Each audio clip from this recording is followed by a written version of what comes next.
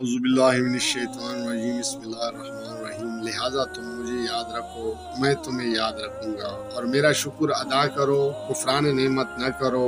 اے لوگو جو ایمان لائے ہو، صبر اور نماز سے مدد لو، اللہ صبر کرنے والوں کے ساتھ ہے۔ اور جو لوگ اللہ کی راہ میں مارے جائیں انہیں مردہ نہ کہو، ایسے لوگ تو حقیقت میں زندہ ہیں مگر تمہیں ان کی زندگی کا شعور ہی نہیں ہوتا۔ اور ہم ضرور تمہیں خوف و خطر، فاقہ کشی، جان و مال کے نقصانات اور آمدنیوں کے گھاٹے میں مبتلا کر کے تمہاری آزمائش کریں گے۔ ان حالات میں جو لوگ صبر کریں اور جب کوئی مصیبت پڑے تو کہیں کہ ہم اللہ ہی کے ہیں اور اللہ ہی کی طرف ہمیں پلٹ کر جانا ہے، انہیں خوشخبری دے دو، ان پر ان کے رب کی طرف سے بڑی عنایت ہوگی، اس کی رحمت ان پر سایہ کرے گی، اور ایسی ہی لوگ راست رو ہیں۔ یقیناً صفا اور مروہ اللہ کی نشانیوں میں سے ہے، لہٰذا جو شخص بیت اللہ کا حج یا عمرہ کرے اس کے لیے کوئی گناہ کی بات نہیں کہ وہ ان دونوں پہاڑوں کے درمیان صحیح کر لے، اور جو برضائے اور رغبت کوئی بلائی کا کام کرے گا اللہ کو اس کا علم ہے اور وہ اس کی قدر کرنے والا ہے۔ جو لوگ ہماری نازل کی ہوئی روشن تعلیمات اور ہدایات کو چھپاتے ہیں، دراں حالانکہ ہم انہیں سب انسانوں کی رہنمائی کے لیے اپنی کتاب میں بیان کر چکے ہیں، یقین جانو کہ اللہ بھی ان پر لعنت کرتا ہے اور تمام لعنت کرنے والے بھی ان پر لعنت بھیجتے ہیں۔ البتہ جو اس روش سے باز آ جائیں اور اپنے طرز عمل کی اصلاح کر لیں اور جو کچھ چھپاتے تھے اس سے بیان کرنے لگیں، ان کو میں معاف کر دوں گا، اور میں بڑا درگزر کرنے والا اور رحم کرنے والا ہوں۔ جن لوگوں نے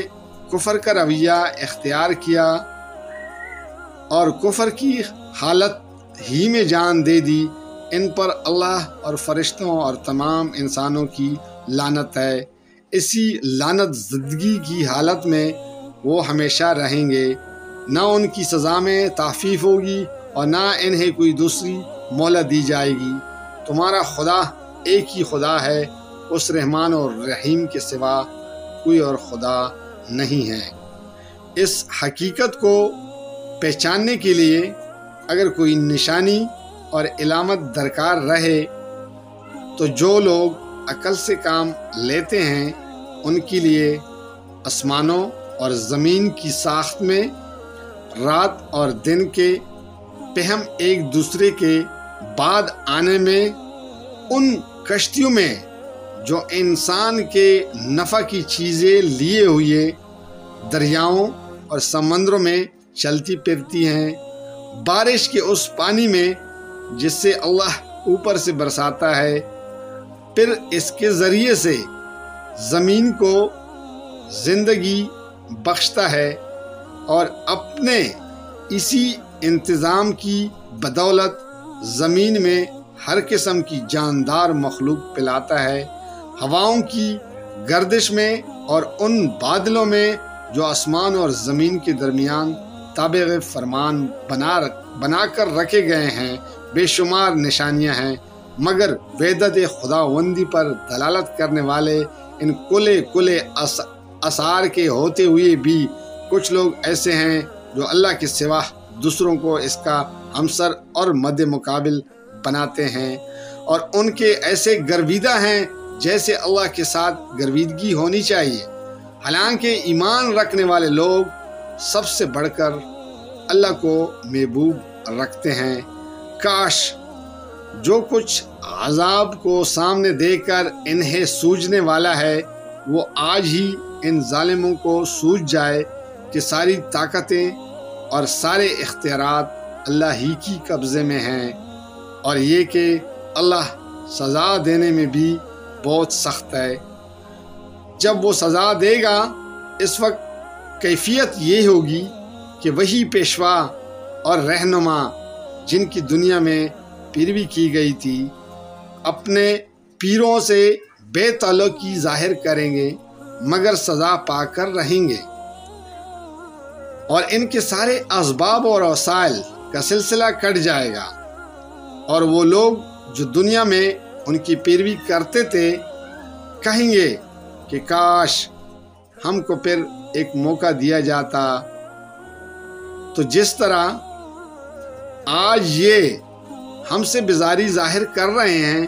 ہم ان سے بیزار ہو کر دکھا دیتے، یوں اللہ ان لوگوں کو وہ اعمال جو یہ دنیا میں کر رہے ہیں ان کے سامنے اس طرح لائے گا کہ یہ حسرتوں اور پشیمانیوں کے ساتھ ہاتھ ملتے رہیں گے، مگر آگ سے نکلنے کا کوئی راہ نہ پائیں گے۔ لوگوں، زمین میں جو حلال اور پاک چیزیں ہیں انہیں کھاؤ، اور شیطان کے بتائے ہوئے رستوں پر نہ چلو، وہ تمہارا کھلا دشمن ہے، تمہیں بدی اور فحش کا حکم دیتا ہے اور یہ سکھاتا ہے کہ تم اللہ کے نام پر وہ باتیں کہو جن کے متعلق تمہیں علم نہیں ہے کہ وہ اللہ نے فرمائی ہے۔ ان سے جب کہا جاتا ہے کہ اللہ نے جو احکام نازل کیے ہیں ان کی پیروی کرو، تو جواب دیتے ہیں کہ ہم تو اسی طریقے کی پیروی کریں گے جس پر ہم نے اپنے باپ دادا کو پایا ہے۔ اچھا، اگر ان کے باپ دادا نے عقل سے کچھ بھی کام نہ لیا ہو اور راہ راست نہ پائی ہو، تو کیا پھر یہ بھی انہی کی پیروی کیے چلے جائیں گے؟ یہ لوگ جنہوں نے خدا کے بتائے ہوئے طریقے پر چلنے سے انکار کر دیا ہے، ان کی حالت بالکل ایسی ہے جیسے چرواہا جانوروں کو پکارتا ہے اور وہ ہانک پکار کی صدا کے سوا کچھ نہیں سنتے۔ یہ بہرے ہیں، گونگے ہیں، اندھے ہیں، اس لیے کہ کوئی بات ان کی سمجھ میں نہیں آتی۔ اے لوگو جو ایمان لائے ہو، اگر تم حقیقت میں اللہ کی بندگی کرنے والے ہو تو جو پاک چیزیں ہم نے تمہیں بخشی ہیں انہیں بے تکلف کھاؤ اور اللہ کا شکر ادا کرو۔ اللہ کی طرف سے اگر کوئی پابندی تم پر ہے تو وہ یہ ہے کہ مردار نہ کھاؤ، خون سے اور سور کی گوشت سے پرہیز کرو، اور کوئی چیز نہ کھاؤ جس پر اللہ کے سوا کسی اور کا نام لیا گیا ہو۔ ہاں، جو شخص مجبوری کی حالت میں ہو اور وہ ان میں سے کوئی چیز کھالے بغیر اس کے کہ وہ قانون شکنی کا ارادہ رکھتا ہو یا ضرورت کی حد سے تجاوز کرے، تو اس پر کچھ گناہ نہیں۔ اللہ بخشنے والا، رحم کرنے والا ہے۔ جزاک اللہ، فی امان اللہ۔